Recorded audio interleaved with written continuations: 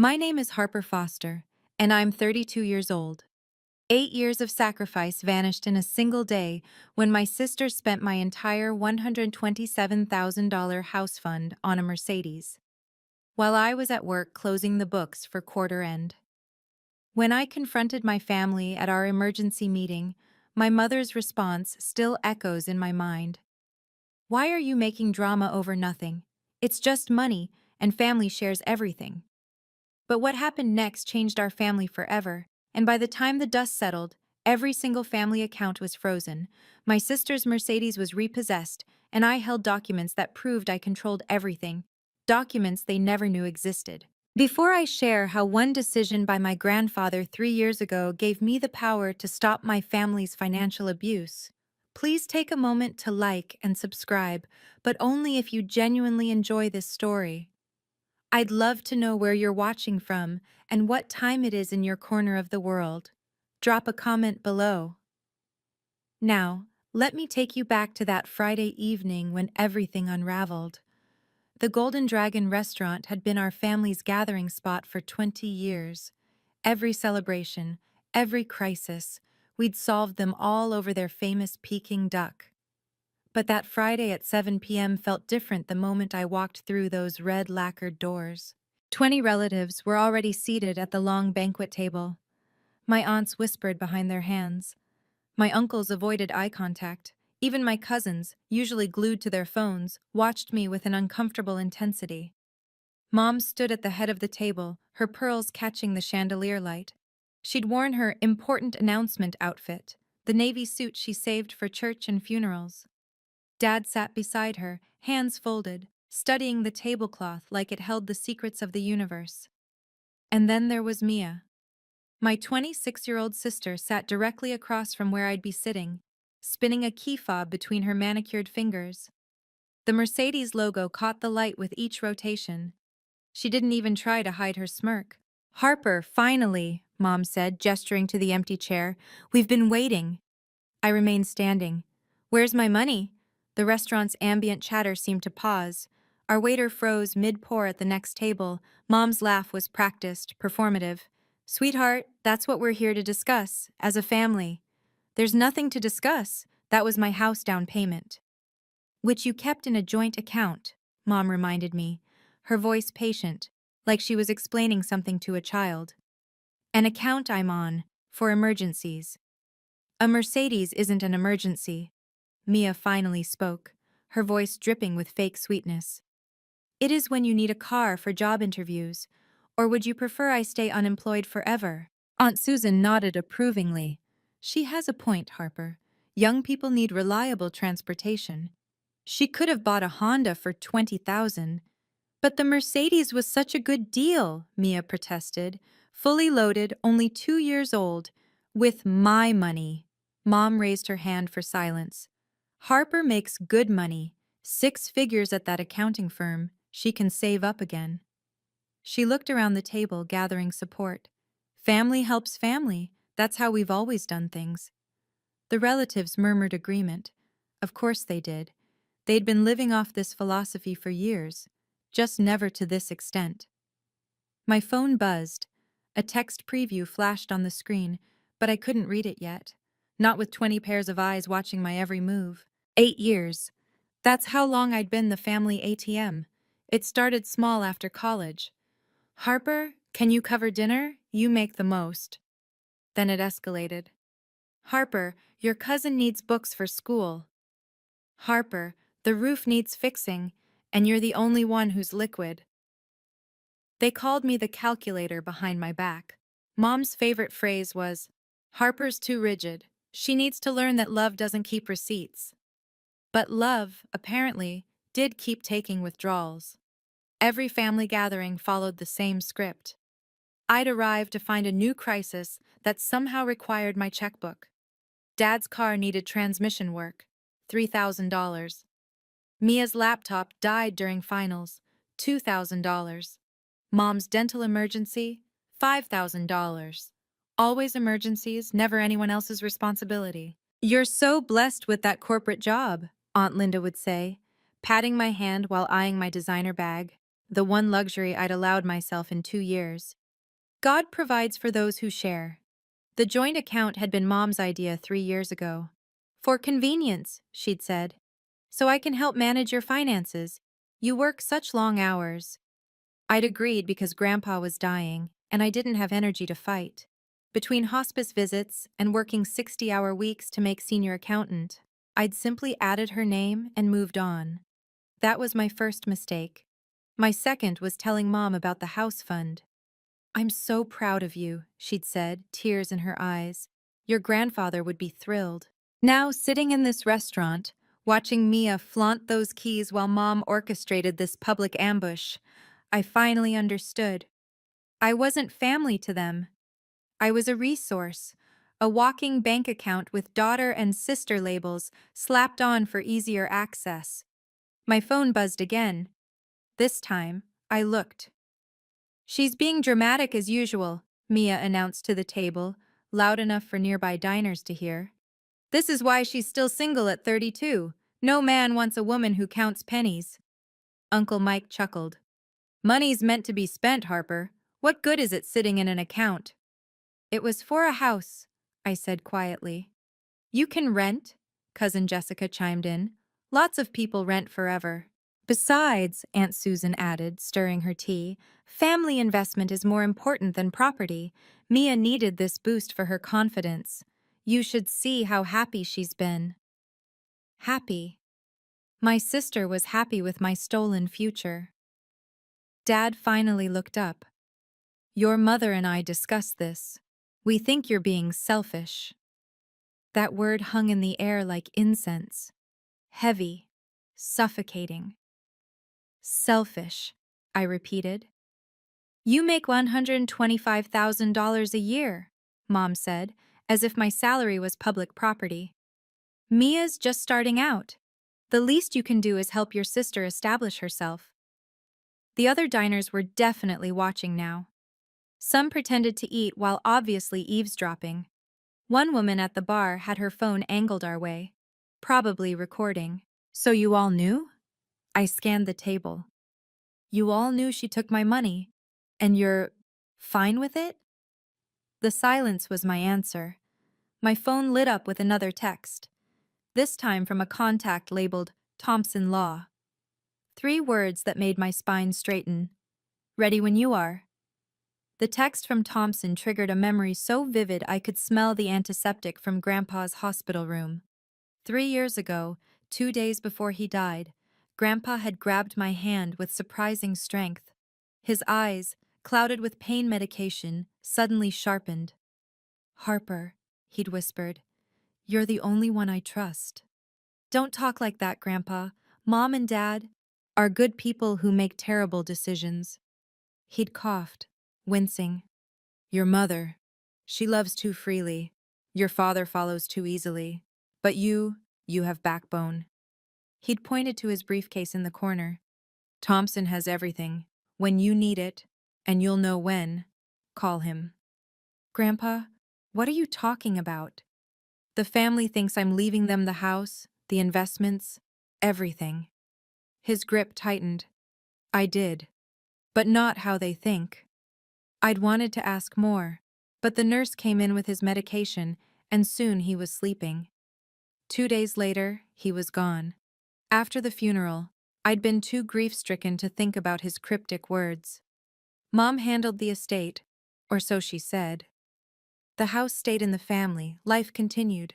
But Thompson had called once, 6 months after Grandpa died. "Miss Foster, I'm holding some documents for you. Your grandfather's instructions were to wait until you needed them." "I don't understand." "You will," he'd said simply. "When the time comes, you'll know." Now, sitting in this restaurant watching my family justify theft with love, I finally understood. It was time. The math was simple, brutal, and undeniable. $127,000 represented 2,920 days of brown bag lunches while my coworkers ate sushi. It was 8 years of wearing the same winter coat while Mia bought a new designer jacket every season. It was every declined happy hour, every skipped vacation, every "sorry, I can't afford it" while I watched my friends live their lives. Let me paint you a picture, I said, my voice carrying across the restaurant. Every morning at 5 a.m., I'm on the train to work. Every night at 9 p.m., I'm still at my desk. Weekends? I'm doing freelance accounting to add to that fund. We all make sacrifices, Mom started. No. I pulled out my phone, opening Instagram. You post spa days twice a month. Dad's at the golf club every Saturday. And Mia, I turned the screen toward the table. Mia's latest post, uploaded an hour ago, showed her leaning against the white Mercedes, designer sunglasses reflecting the sunset. The caption read, "Blessed to have family who supports my dreams. Hatch new car, hashtag best sister ever, hash Mercedes life." 47 likes, 12 comments, all congratulating her. That's not just my car payment she's posing with, I continued. That's my wedding fund. That's the nursery I plan to paint yellow. That's the backyard where my kids would have played. You're not even engaged, Mia scoffed. Because David and I were waiting until we could afford a house. The words exploded out. He's been saving too. We had a plan, a timeline, and you just took it. Mom waved dismissively. If David loves you, he'll understand that family comes first. He called an hour ago. Want to know what he said? He asked if the wedding fund was safe, because we're supposed to put the deposit on the venue next week. The relatives shifted uncomfortably. A wedding was different. That was real to them in a way my house wasn't. And the interest rates? I pulled up my banking app. They've risen 2% since I started saving. Every month I wait costs me an extra $400 in mortgage payments. That Mercedes didn't just steal my present, it stole my future. But Mia just shrugged, those keys still spinning. You'll figure it out. You always do. My phone rang. David's photo filled the screen, us at his sister's wedding, both laughing at something off camera. The table went silent. Answer it, Mia taunted. Tell him the truth. I did. Hey babe, David's warm voice filled my ear. I'm at the venue. They need the deposit by Monday or we lose the date. The May slot we wanted. David, my voice cracked. What's wrong? You sound… Harper, what happened? 20 pairs of eyes watched me crumble. Mom looked satisfied, like this emotional display proved her point about my priorities. The money's gone. What do you mean gone? Harper, you're scaring me. My family took it. For a car. The silence on his end stretched so long I checked if we'd disconnected. All of it? His voice was hollow. Every penny. But your mom's name was only for emergencies. We talked about this. You promised it was safe. I know. My parents already sent the invitations to their side. Harper, we have 200 people expecting. I know. Mom reached for my hand. Tell him family helps family. He'll understand if he truly… I jerked away. Don't. Harper?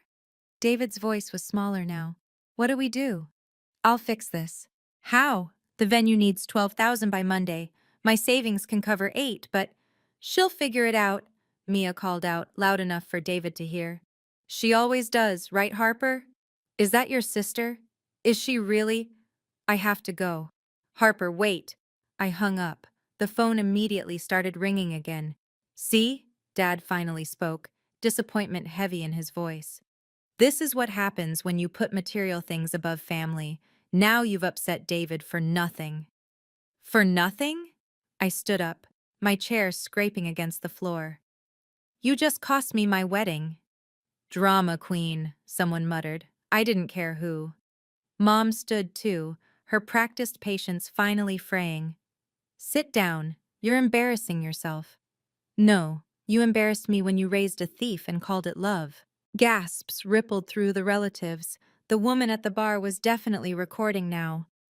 How dare you?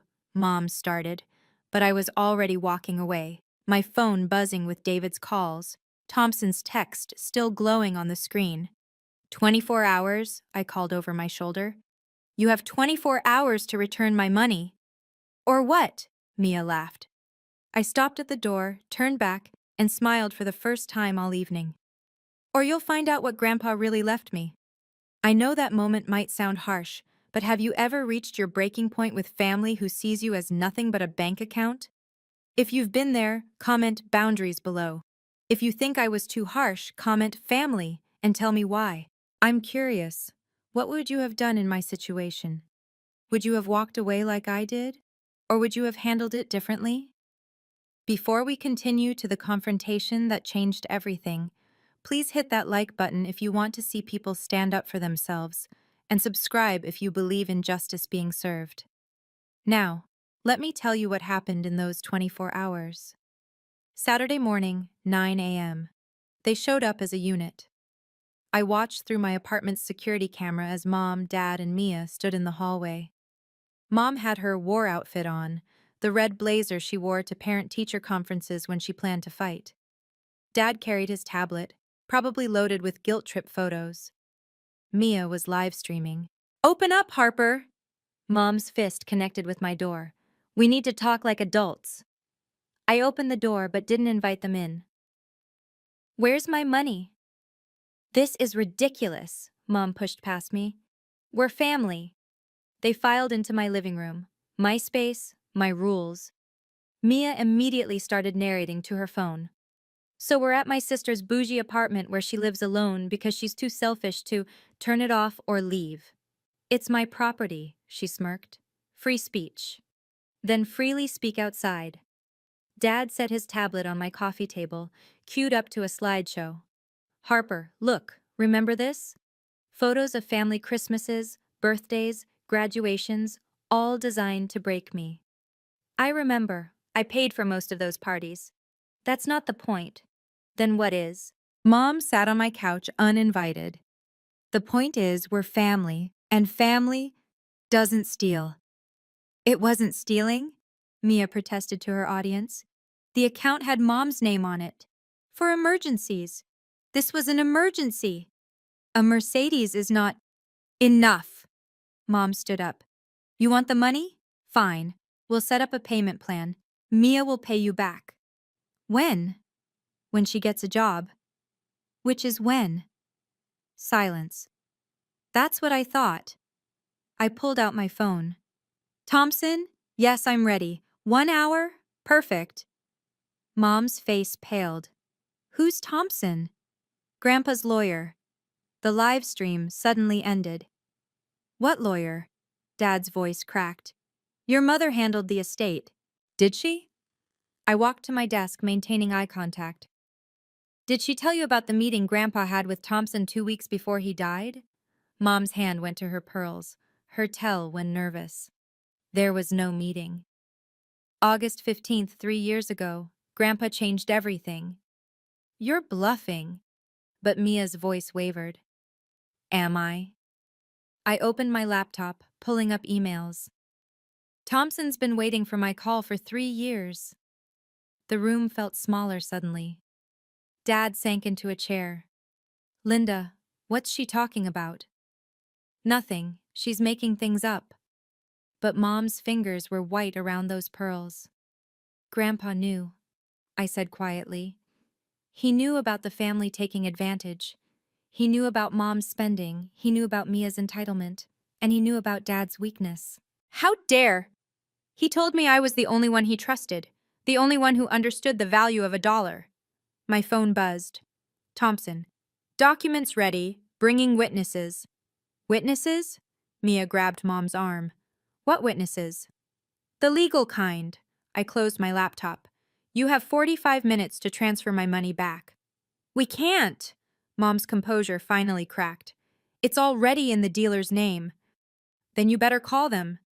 "They won't return it. It's been driven." "That's your problem." Dad stood up shakily. "Harper, please. We're family." "Funny how that only matters when you need something." They left, but not before Mia hissed, "You'll regret this." I locked the door behind them and texted David, "Watch the news Monday." Thompson arrived with precision, 10 a.m. exactly, accompanied by his paralegal and a notary. His silver briefcase looked expensive, serious, final. "Miss Foster," he nodded. "I've been expecting this call for some time." "You knew this would happen?" "Your grandfather did. He said, and I quote, When Linda finally goes too far, Harper will need these. He opened the briefcase with practiced efficiency. Inside, documents lay in perfect order, each tabbed and labeled. Should we wait for your family? They'll be here. I checked my phone. Mom's panic mode is predictable. Sure enough, 10 minutes later, the doorbell rang frantically, then pounding, then Mom's key in the lock, the spare I'd forgotten she had. They burst in like a SWAT team. Mom, Dad, Mia, and surprisingly, Aunt Susan and Uncle Mike. We're here, Mom announced, breathless. Whatever this is, we're family. We should all. She stopped mid-sentence, seeing Thompson. Mrs. Foster, Thompson stood. I'm William Thompson, executor of William Foster Sr.'s complete estate. Complete? Dad's voice was hollow. But we already. You received what he wanted you to think you received. Thompson's smile was razor thin. The house, the basic accounts, yes. But the real estate portfolio, the investment accounts, the family trust, those were held separately. What trust? Mom demanded. Thompson pulled out a document holding it like a weapon. The Foster Family Revocable Trust. Established 3 years ago. Single trustee with full discretionary power. Who? But Mom already knew. Thompson handed me the document. Harper Foster. As of today, activated. 3 years ago, everything had been different. Grandpa's breathing was labored that August afternoon, but his mind was sharp as a blade. Thompson sat beside his hospital bed, documenting every word while I held Grandpa's hand. They'll drain you dry, Harper, he'd said, eyes fierce despite the morphine, just like they did to me. Grandpa, don't... Listen. His grip tightened. Your grandmother left me comfortable. I built it into wealth. And what did they do? Your mother spent $40,000 on a kitchen renovation while I was in chemotherapy. Claimed it was for my comfort. I hadn't known that. Your father invested $60,000 of my money in his friend's restaurant. Never asked. Just took it from the joint account. The restaurant failed in 6 months. Thompson had been taking notes, recording everything. But you, Grandpa's eyes softened.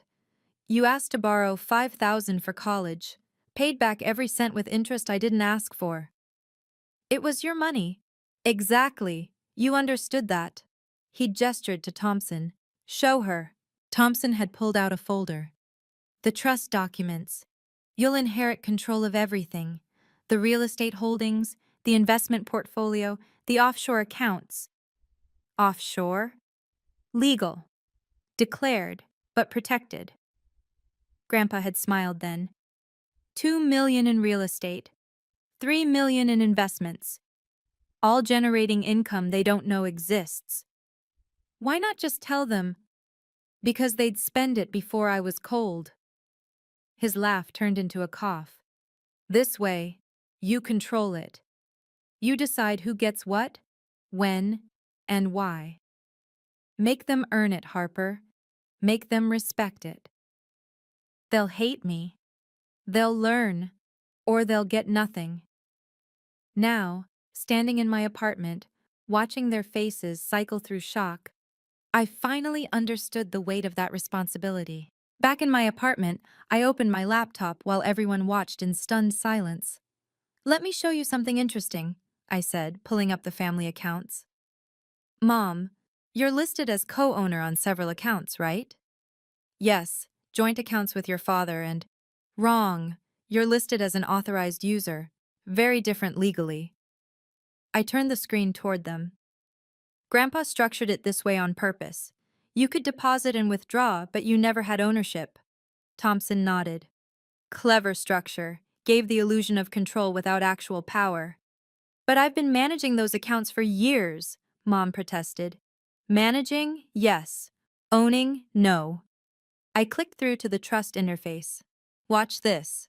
I typed in my credentials. One by one, account statuses changed. Foster family. Checking. Frozen. Foster investment portfolio. Frozen Foster. Emergency fund. Frozen. Linda Foster. Credit card. Suspended. Robert Foster credit card. Suspended. Mom grabbed her phone, frantically opening her banking app. It says, it says access denied. That's impossible. Dad tried his phone. Same result. The house, Mia whispered. What about the house? Thompson cleared his throat. The house is held in trust. Harper can initiate eviction proceedings if she chooses. Eviction? Mom screamed. From our own home? Technically, Thompson said mildly, it's Harper's home. Your tenants at will. I watched Mia's face crumble as she opened her credit card app, the one linked to Mom's account. My cards declined too. Declined. That's fraud. Uncle Mike stepped forward. You can't just... Actually, I can. I pulled up the trust documents. Page 47, Section 12. The trustee has absolute discretion in managing trust assets for the benefit of beneficiaries. We're the beneficiaries, Mom cried. Are you? I smiled. Show me where it says that. Sunday morning, Mia's Instagram meltdown went viral. My sister is insane, she screamed at her phone camera, mascara streaming. She's trying to make us homeless. 50,000 views in 2 hours. The comments started supportive until people did the math. Wait, you stole $127K from your sister? Girl, you bought a Mercedes with her house fund? This is the sister who's been paying your bills for years? Someone found my LinkedIn, then my company bio, then the detail that mattered. Senior forensic accountant, corporate fraud division. Your sister investigates financial crimes for a living and you stole from her? The tide turned fast. By noon, Mia had deleted the video, but screenshots were everywhere. Hatch Mercedes thief started trending locally. Someone made a meme. Stealing from an accountant is like fighting a shark in the ocean. It's their territory. My boss called. Harper, I'm seeing some concerning social media activity. Family matter, sir. It won't affect my work. Is it true? The theft? Yes. And you're handling it legally? Completely. Good. Document everything. If you need our legal team for a civil suit, they're available. Thank you, but I have it handled. I'm sure you do. He paused. For what it's worth, I had a similar situation with my brother. Setting boundaries saved our relationship. Mom called 17 times. Dad sent 12 texts.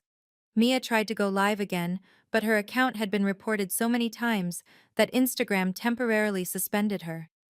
The Mercedes dealership called me directly. Apparently someone had alerted them to potential fraud. Miss Foster, we've been informed the vehicle purchased on Friday may have been bought with stolen funds. That's correct. We'll need to discuss retrieval. My lawyer will be in touch Monday. The spiral was beginning. Mom's breakdown came via voicemail at 2 a.m. Monday morning. Harper, please, I can't buy groceries. The gas station declined my card. Your father's blood pressure medication. The pharmacy won't fill it without payment. This has gone too far. Then Dad, an hour later. Your mother's crying. She hasn't slept. Is this what you wanted? To destroy your family? Your grandfather would be ashamed. But the one that almost broke me was from David. Harper, I don't understand what's happening, but your mom called my mother. She's telling everyone you've lost your mind. My parents are worried. Can we please talk? I texted him back. Come to Thompson's office at noon. Bring your parents if they want answers. Then I saw Mia's final attempt, a GoFundMe page. Help my family survive my sister's revenge. Goal, $50,000 raised, 0. The description was a masterpiece of manipulation, painting me as a vindictive sister jealous of her success. She forgot one detail. Our mutual friends knew the truth. The comments were brutal. Mia, you literally posted pics with the car you bought using Harper's money. Girl, get a job. This is embarrassing. Delete this. By 6 a.m., she'd taken it down. Thompson emailed. Your family has contacted 3 other law firms trying to contest the trust. None will take the case. The documents are ironclad. I responded, Good. Set the meeting for 11 a.m. Tell them if they're late, the offer changes. What offer? They'll find out. Thompson's email was brief. Documents prepared. Your family has agreed to 11 a.m. I dressed carefully. My best suit, the one I wore to board presentations. Professional. Untouchable. David texted, I'll be there. We need to talk after. The paralegal, Jennifer, had everything arranged in conference room A. 20 copies of each document, a court reporter, 2 witnesses from Thompson's firm. This is official? I asked. As official as it gets without a judge, Thompson confirmed. Your grandfather insisted on this level of documentation. He said, Make it bulletproof, I finished. He knew this day would come. He did. He also left you this. Thompson handed me a sealed envelope. His instructions were to give it to you before the meeting. My name was written in Grandpa's shaky handwriting. Inside, a single paragraph. Harper, they'll call you cold, heartless, cruel. Let them. You're none of those things. You're the guardian I chose because you understand that love without boundaries becomes exploitation. Don't give them everything. Make them earn it. Make them grow. That's the real gift. Stand strong. Grandpa. I folded the letter, put it in my pocket, and checked the time. 10:45 a.m. They'll be here soon, Thompson said. Are you ready? I've been ready for 3 years. Jennifer knocked. They're in the lobby, all of them. All? Your parents, Mia, both aunts, 3 uncles, and someone's filming. Of course they are. I stood, smoothing my skirt. Send them in. Before we get to the revelation that changed everything, I want to ask you something. What would you do if you discovered you had complete control over your family's finances? Would you use it to teach them a lesson, or would you immediately forgive? Comment, lesson. If you believe people need to face consequences, or forgive if you think family should always get another chance. Also, if you've ever had to be the bad guy to protect yourself from family taking advantage, drop a heart emoji in the comments. You're not alone. Don't forget to subscribe. The truth about Grandpa's will is about to be revealed. Conference room. A looked like a courtroom. Thompson stood at the head of the mahogany table, documents spread before him like evidence. The court reporter sat ready, fingers poised over her keys. My family filed in like defendants. Mom clutching Dad's arm, Mia with her phone, now recording openly, aunts and uncles filling the remaining chairs. David arrived last, choosing a seat near the door. His parents weren't with him. Please state your names for the record, Thompson began. One by one they complied. The court reporter's keys clicked steadily. We're here to discuss the Foster Family Revocable Trust, established by William Foster Sr. on August 15, 2021. Thompson lifted a thick document. This supersedes all previous estate planning documents. That's impossible, Mom interrupted. I have his will. You have a will dated 2018. This trust was created 3 years later, 2 weeks before his death. Thompson placed the document in the center of the table. Page 1 clearly states all previous documents are void. Dad reached for it with shaking hands. Why weren't we told? Because Mr. Foster specifically instructed that the trust remain confidential until activated by the trustee. Who authorized this? Uncle Mike demanded. Thompson pulled out another document. Mr. Foster, in the presence of 3 witnesses, myself, Jennifer Martinez, and Dr. Rebecca Chen, his physician who verified his mental capacity. This is fraud, Mia shouted. No, Thompson's voice was ice. Fraud is taking $127,000 from someone else's account without permission. This is estate planning. The room went silent, except for the court reporter's typing. Thompson continued. The trust holds the following assets: 4 commercial properties valued at $2.3 million. Investment portfolios totaling $3.1 million. 3 residential properties including the family home, all bank accounts previously thought to be jointly owned. Mom's face went white. That's everything. Yes, Thompson confirmed. It is. The trustee, Thompson announced, has complete discretionary power over all assets. He slid a document toward the center of the table. My name was highlighted in bold, Harper Foster, sole trustee. No, Mom whispered. He wouldn't. He did. Thompson pulled out another paper. This is Mr. Foster's letter of intent, explaining his decision. He began reading. I appoint Harper as sole trustee because she alone has demonstrated financial responsibility.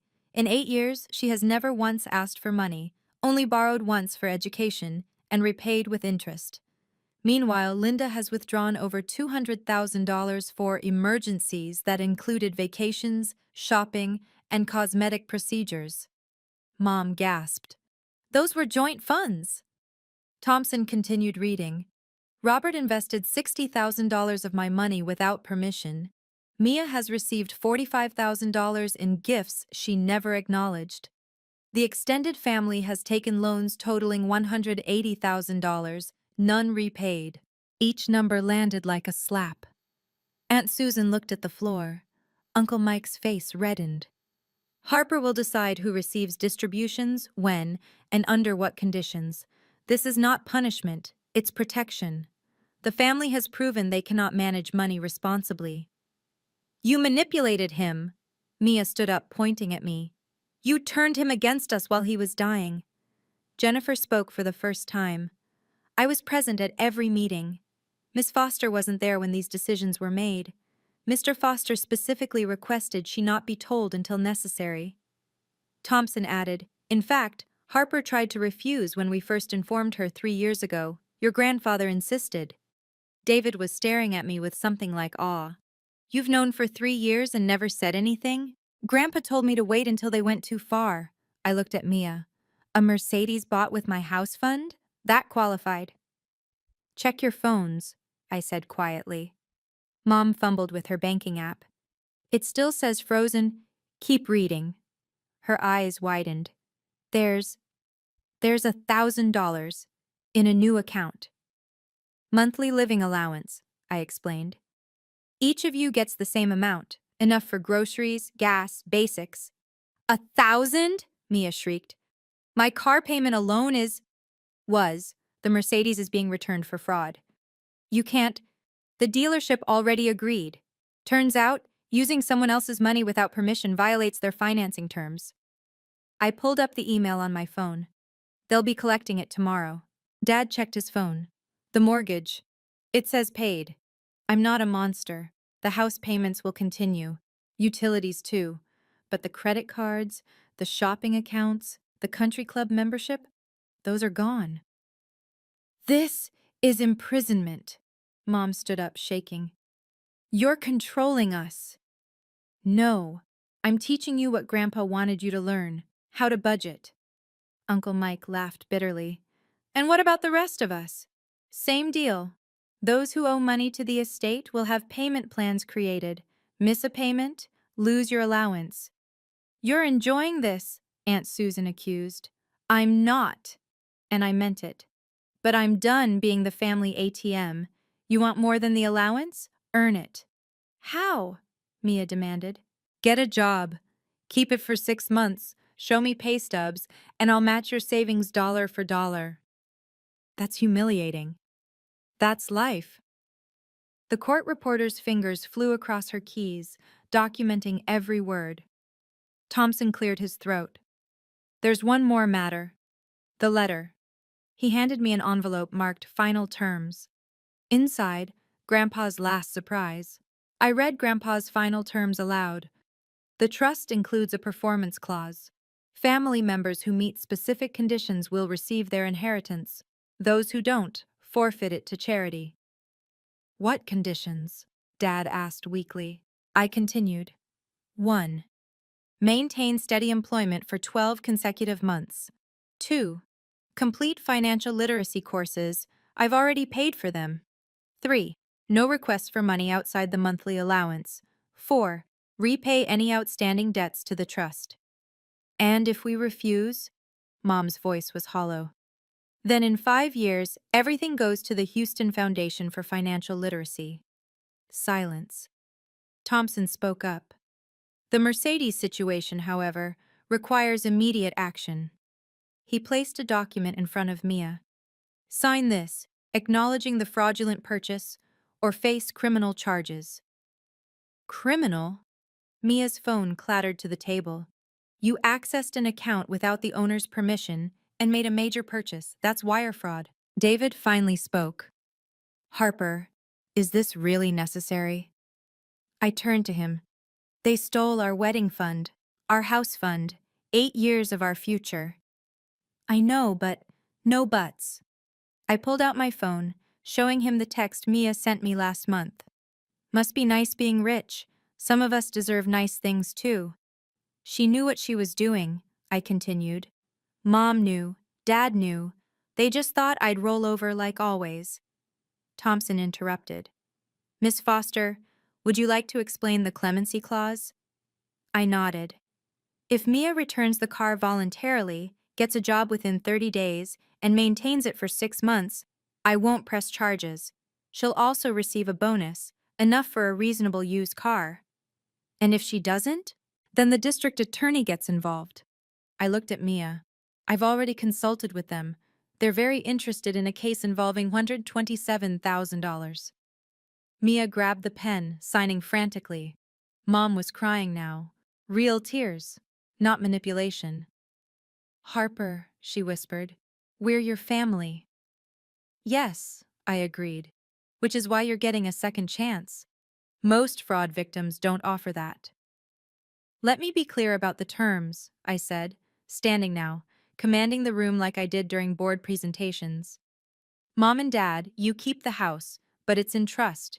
You can't sell it, can't borrow against it, can't do anything without my approval. Try to, and you're out. They nodded mutely. Mia, you have 30 days to find employment. Any employment. Fast food, retail, I don't care. 6 months of steady work, and I'll match your savings up to $10,000. Enough for a decent car and a start on your own apartment. My own apartment? You're 26. Time to leave the nest. But those are the terms. I turned to the aunts and uncles. As for the extended family, your loans are now official. Interest-free if you make regular payments. Default, and I'll sell the debt to collections. Uncle Mike stood up. You can't treat us like what? Borrowers? That's what you are. I pulled out a folder. Mike, you borrowed $40,000 for a business opportunity 5 years ago. Never paid back a cent. Susan, $25,000 for your son's wedding. Also unpaid. Should I continue? They sat back down. Here's what's going to happen, I continued. Everyone gets financial counseling. Everyone gets a budget.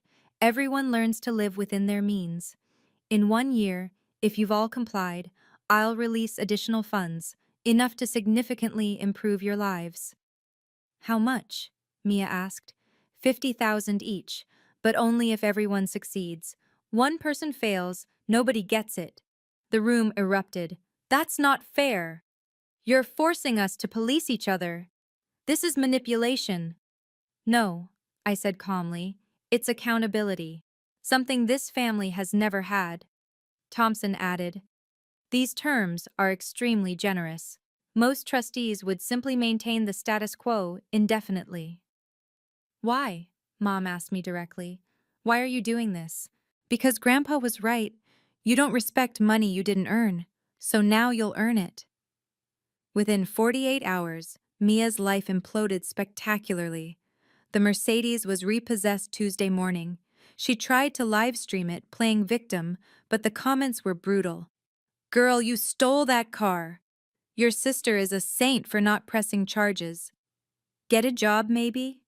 Her follower count dropped from 15K to 3K in 2 days. Brands that had sent her PR packages demanded them back. Her influencer career was over. but the real vindication came from my company.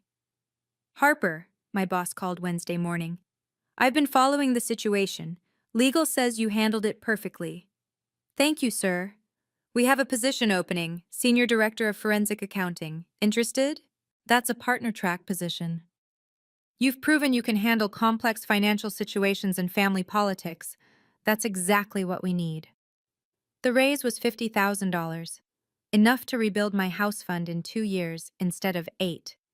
David and I met for coffee that afternoon. Your family's calling you heartless, he said. I know. My parents think you're brilliant. I looked up, surprised. My mom especially. She said anyone who can manage that situation without losing their cool is exactly who she wants in the family. He took my hand. The venue will hold our date for 6 months. I'll cover it until you rebuild your fund. David, no arguments. We're a team. Meanwhile, Mom discovered something interesting. Living on $1,000 a month was possible. She started shopping at regular grocery stores instead of Whole Foods. Dad canceled his golf membership without being asked. They were learning. The family group chat, usually full of requests for money, went silent. For the first time in 8 years, nobody asked me for anything.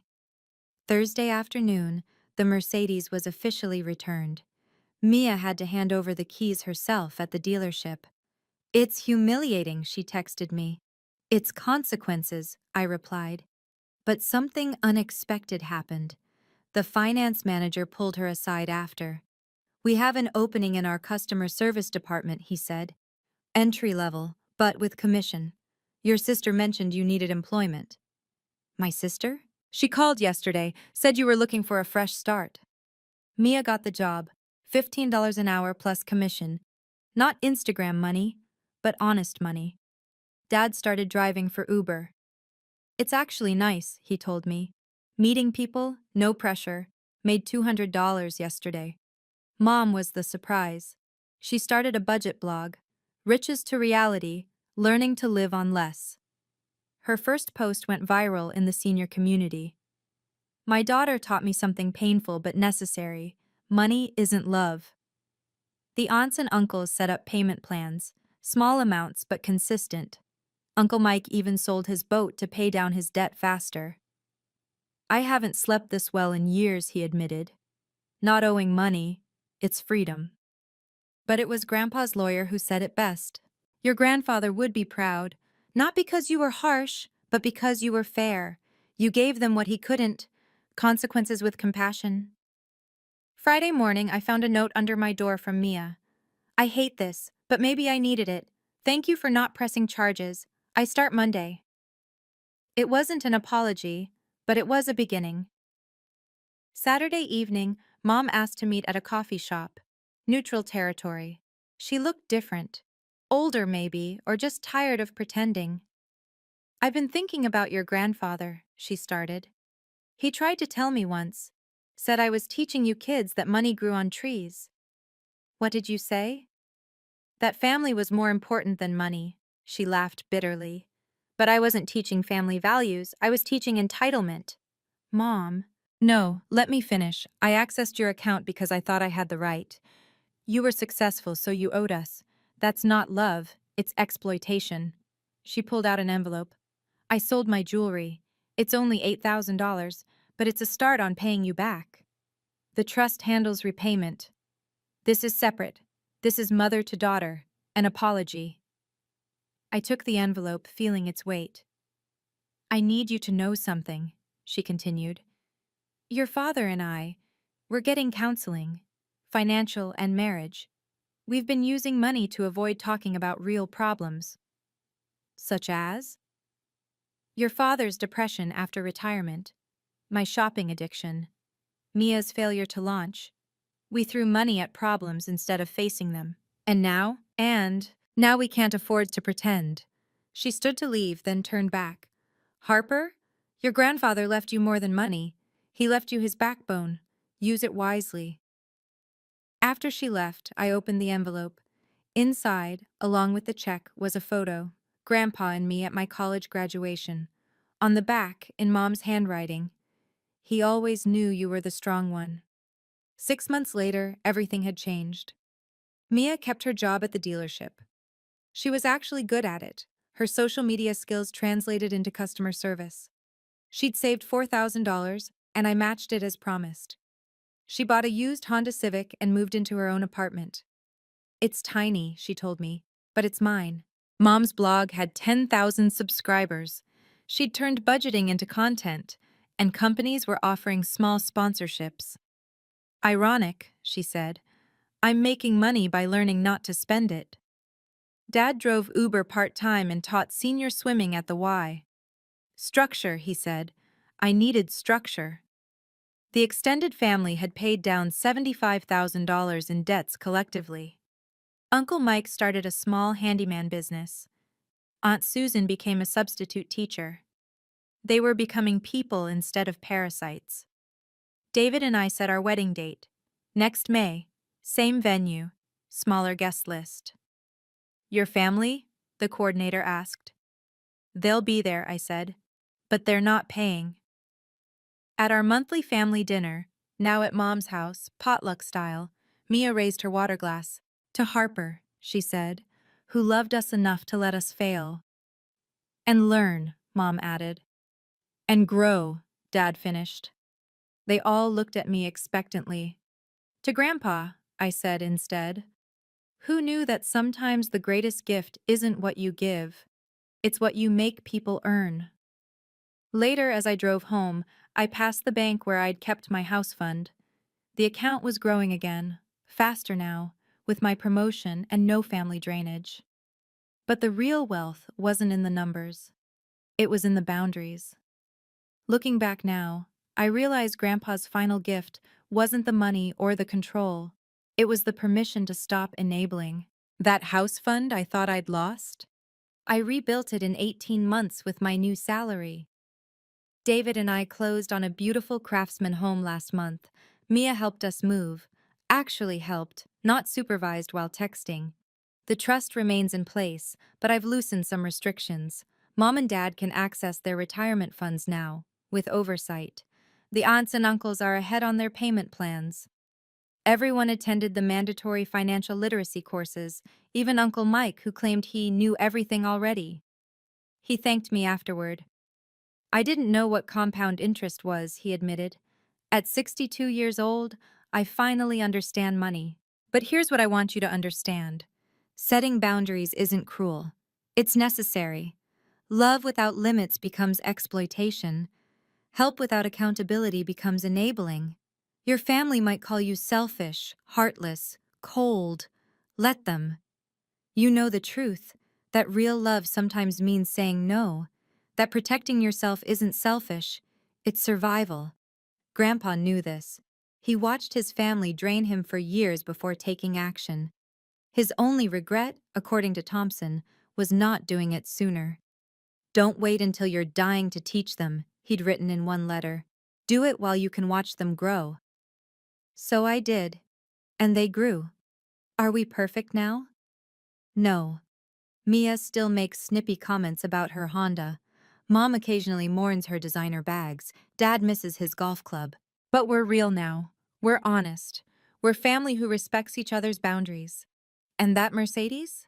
The dealership has it on the lot again, marked down significantly. I think about buying it sometimes. Then I remember, some lessons are too expensive to forget. Thank you for listening to my story. I know it was intense, but sometimes the hardest boundaries to set are with the people we love most. If you've ever had to be the bad guy to protect your financial future, drop a comment below. What boundaries did you set? How did your family react? And if you're struggling with family taking advantage of your success, remember, you're not obligated to set yourself on fire to keep others warm. Please like this video if it resonated with you, and subscribe for more stories about standing up for yourself. What boundaries do you need to set today?